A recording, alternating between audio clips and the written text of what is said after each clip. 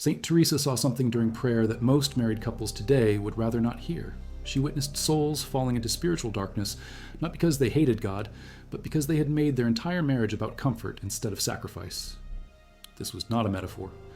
Teresa wrote in her interior castle that she saw married souls who believed they were living good Christian lives, attending Mass, raising children, keeping a home, yet their marriages had become nothing more than arrangements of mutual convenience. They had forgotten that marriage is a sacrament, a path to heaven, not a contract for personal happiness.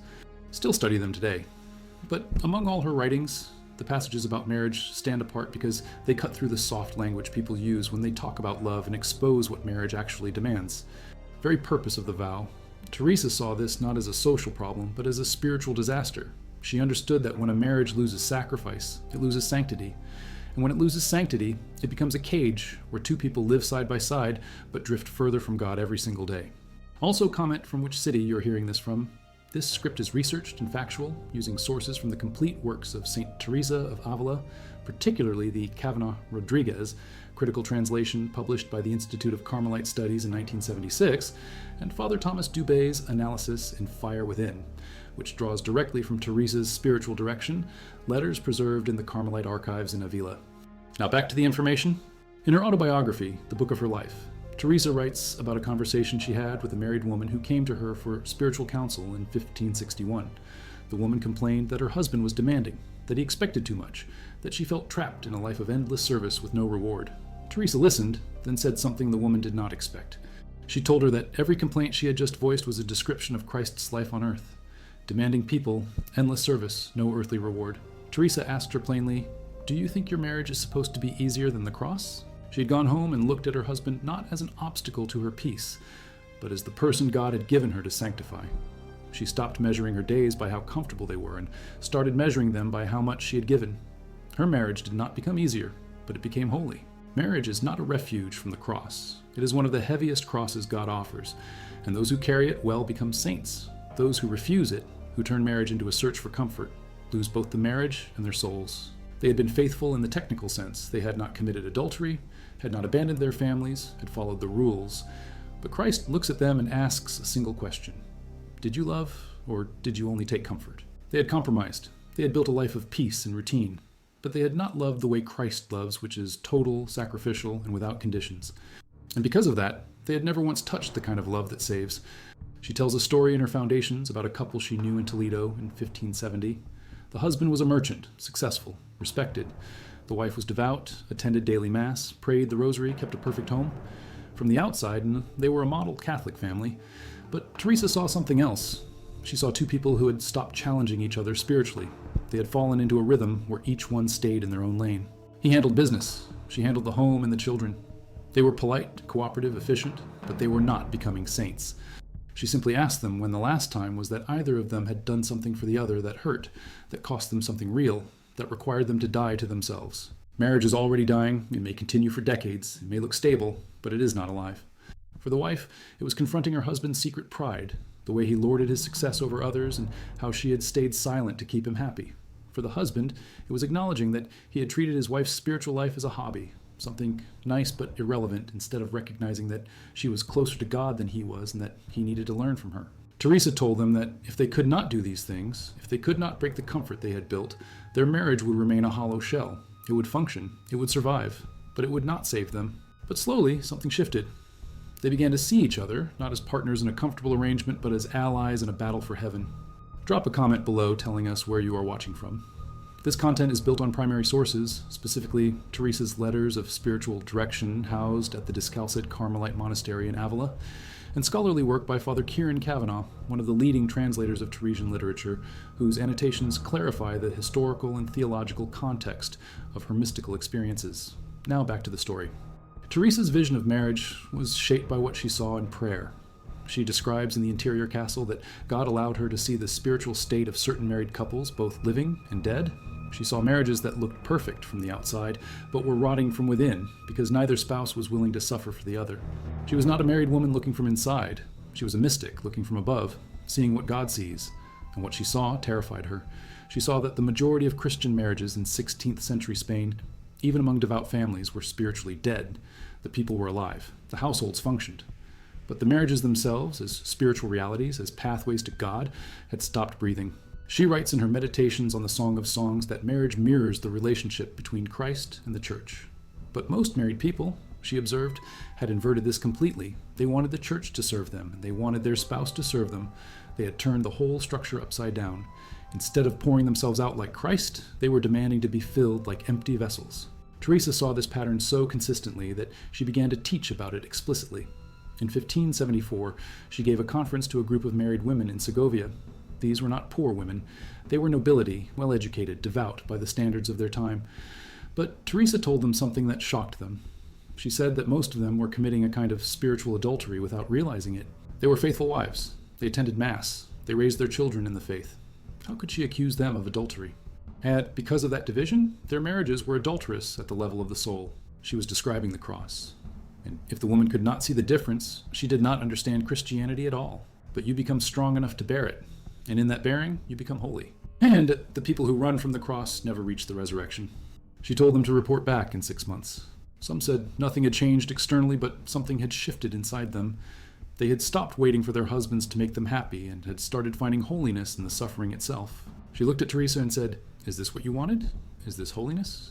She said that sacrifice is about giving yourself for another's good. But if the other person is using your sacrifice to destroy you, that is not marriage. That is slavery. And God does not ask anyone to be a slave. But faithfulness, Teresa insisted, is about fidelity to God first. And God's will is always for life, never for destruction. From God. Suffering that degrades you, that makes you bitter and hard and far from God, that is from sin, and you are not required to endure it. And so they spend their lives running from the very thing that would save them. And most people, Teresa observed, were not willing to do either. They wanted clear rules they could follow without having to think, without having to pray, without having to risk being wrong. It becomes a tomb. They had each built a little kingdom inside the marriage, a space they protected, a part of themselves they refused to give. And those two kingdoms were at war. They had to give it all up and become nothing. Teresa saw that the ones who succeeded were the ones who had learned to draw their strength from God instead of from themselves. They prayed constantly. They went to Mass, received the Eucharist, stayed close to the sacraments. And in doing so, they found a reservoir of strength that made the impossible possible. The husband was a soldier, gone for months at a time. The wife stayed home with 5 children, managing everything alone. When he returned, they fought constantly. The husband returned from war and tried to reclaim his role without acknowledging that his wife had been carrying the entire weight in his absence. The wife had learned to survive without him and was now unwilling to let him back in. They both had to stop protecting themselves and start destroying themselves for the other. But both of them said holiness was better than happiness. She was not asking God to save her husband's soul. She was asking God to make her life easier. Teresa was horrified, not by the woman, but by how common this was. She began to see it everywhere. Spouses praying for each other, but never for the other's sanctification, only for their own convenience. Husbands asking God to make their wives more obedient, not more holy. Wives asking God to make their husbands more successful, not more humble. They saw it as a means to earthly happiness, when it was actually a means to eternal salvation. And because they had inverted the purpose, they had also inverted the method. They avoided suffering instead of embracing it. They sought comfort instead of sacrifice. They measured success by peace instead of by sanctity. Husband, and was drowning in grief. In the letter, Teresa does something unexpected. She does not comfort Donna Luisa by telling her that her suffering will pass or that time will heal the wound. Instead, Teresa tells her that the suffering is a gift. But more than that, Teresa tells her that the pain she feels is proof that her marriage was real. She says that marriages built on comfort produce no grief when they end because there was nothing real to lose. But marriages built on sacrifice, on the daily dying to self, produce a grief so deep it feels like death itself. And that grief, Teresa says, is holy. She had seen it as punishment, as something to escape. But Teresa's words reframed everything. Her suffering became her prayer. Her grief became her offering. And in that shift, she found a kind of peace that comfort could never provide. Not because the people were stronger, but because the suffering had burned away everything false and left only what was real. Fed him, cleaned him, sat with him through the nights when the pain was worst. People in the town called her a saint. Her voice when she thought no one was listening. Teresa listened, then said something the wife never forgot. She told her that she had been giving, but she had not been loving. Giving can be done out of obligation. Love requires joy. She told her that if she continued to serve her husband without finding a way to love him again, she would lose her soul, not because she was failing in her duty, but because she was allowing bitterness to replace charity. The wife asked how she was supposed to love a man who could give her nothing back, who could not even speak, who was nothing but suffering and decay. The wife went back to her husband's bedside that night and something changed. She began to see him not as a burden, but as Christ himself, suffering and in need. She stopped waiting for him to die and started asking God to give her the grace to love him through every moment of his suffering. She stopped measuring what she gave and started giving without measure. At the funeral, people said she looked lighter, almost radiant. Someone asked her how she had endured it. She said she had not endured it, she had loved it. Not because it was easy, but because it had made her holy. Love is about self-destruction. And marriage, real marriage, is the place where you learn to die so completely that you become alive in a way you never were before. To take everything you think you need and strip it away until all that is left is God. She describes a vision she had in 1575 where she saw a married couple standing in a beautiful home, surrounded by children, wealth, and all the markers of a successful life. But when God revealed their souls to her, she saw two people who were completely alone. They had lived together for 30 years but had never once touched each other's soul. They had shared a life, but they had not shared themselves. Teresa writes that Christ wept over them, not because they had sinned in some dramatic way, but because they had wasted the sacrament. They had been given a path to heaven and had turned it into a path to nowhere. They built walls, and over time those walls became a prison. In it, Teresa warns her that she is about to enter a state of life that will either save her soul or destroy it. There is no middle ground. Marriage will shape you into either a saint or a selfish person, which one depends on whether you embrace the suffering or run from it. She told the woman that hoping for peace was fine, but expecting it was dangerous. Even the best man is still fallen, still selfish, still broken. And so are you. Two broken people living together will produce suffering. Not because either of you is evil, but because holiness requires fire, and fire burns. In a convent, you were surrounded by others pursuing holiness. In a marriage, it was just the two of you. And if both decided to stop pursuing holiness, no one would stop you. You could coast for decades, and everyone would call you a good couple. Teresa writes in The Interior Castle that she once had a vision of a married couple at Mass. They sat together, prayed together, received communion together. From the outside, they looked devout. But God showed Teresa their hearts. She saw that the husband was praying for his business to succeed. The wife was praying for her children to behave. Neither of them was praying for holiness. Neither of them was praying for the grace to love each other better. They were using God as a tool to make their lives easier, not as the center of their lives. She saw that this was the great temptation of marriage. Because marriage is ordinary, because it is daily, because it involves laundry and meals and bills and exhaustion, it is easy to forget that it is sacred. It is easy to treat it like a job, a duty, a grind, instead of a path to heaven. They could change a diaper and see the dignity of serving. They could endure a fight and see the crucible that was refining them. They did not need dramatic moments or mystical experiences. They just needed to stay awake to what God was doing in the midst of the mundane. The wife was crippled with arthritis. They lived in a small house, barely getting by. Teresa visited them to bring alms from the convent. They told her it had been hard. They had buried 3 children. They had lost everything twice, once in a fire, once in a flood. They had fought bitterly in their younger years, nearly separating more than once. They had nothing left to control. And in that emptiness, they finally stopped fighting God.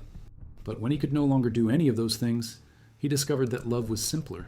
It was about being present. It was about receiving her care without shame. It was about trusting her when he could not see. She could see it as one more loss, one more burden, or she could see it as a gift. And somehow, by grace, she chose to see it as a gift. She said the work was hard. Her body was in pain, but her soul was at peace in a way it never had been when she was trying to build a comfortable life. Not to study it, or preach it, or argue about it, but to live it in the mess of daily life with all its suffering and exhaustion and ordinariness. They had taught her that marriage is not about what you build, or what you achieve, or how happy you are. It is about how you love when everything is taken away. It is about what remains when comfort is gone, and what remains, if you have loved well, is God. When she founded new convents, she insisted that the nuns pray specifically for married couples. She said that married people were fighting a battle most religious could not imagine. They were trying to become saints in the middle of noise, exhaustion, temptation, and the constant demands of others. They had no cloister to protect them, no rule to guide their days, no community to hold them accountable. They were out in the world, vulnerable, often alone, trying to hold on to God while everything around them pulled them away. In every letter, in every conversation, in every piece of advice she gave, she pushed married people to see their state of life not as a compromise, but as a call. She told them that they could become saints right where they were, in the middle of crying children and unpaid bills and difficult in-laws. They did not need to escape to a monastery. They just needed to stop running from the cross and start embracing it. Teresa's last written words on marriage appear in a letter dated October 1582. Just days before she died. She wrote to a couple she had directed for years. She thanked them for their faithfulness and told them that she would pray for them from heaven. Then she gave them one final instruction. She told them that when one of them died, the other should not grieve as though something had been taken. She said they should rejoice that the one who died had finished the race, and that the one remaining had been given more time to become holy. Teresa's writings on marriage are not popular because they are hard. They do not promise fulfillment or satisfaction or any of the things modern people want to hear. They promise the cross, but they also promise that the cross is the only way to resurrection. They were old, worn, bent by life, but they had a light in their eyes that Teresa rarely saw. They would pour themselves out for each other until there was nothing left. She said they were proof that marriage, when lived as God intended, is not a path to comfort. It is a path to the cross, and the cross is the only path to heaven. A marriage register from the parish of San Juan in Toledo, dated 1570, lists Don Fernando and his wife among the renewed vows, a ceremony Teresa herself witnessed and described as a second wedding, where both spouses publicly committed to pursuing sanctity together. That document still exists in the diocesan archives. Saint Teresa saw what most people refuse to see. Marriage is not about comfort. It is about becoming Christ to another person. And when you do that, you do not find ease. You find the cross, but you also find God.